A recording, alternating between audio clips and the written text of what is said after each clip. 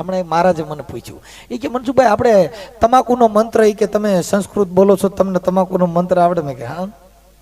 એટલે મેં કે તમાકુ ખાવામાં કેવો મંત્ર બોલવો પડે? મેં કે હારો બોલવાનો, એવી ભાષામાં સંસ્કૃતમાં કે તમાલ પત્રમ હસ્તમ ગૃહીત્વા ગુષ્ટમ ગુષ્ટમ ગુષ્ટમ અષ્ટમ સમર્પયામિ.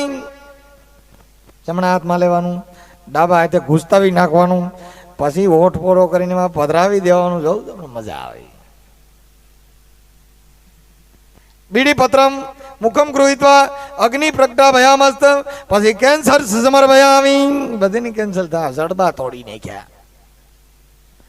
જો ફાંક્યું ઓછી કરજો. આપણામાં વ્યસનના હિસાબે માણસો વધારે મરી ગયા.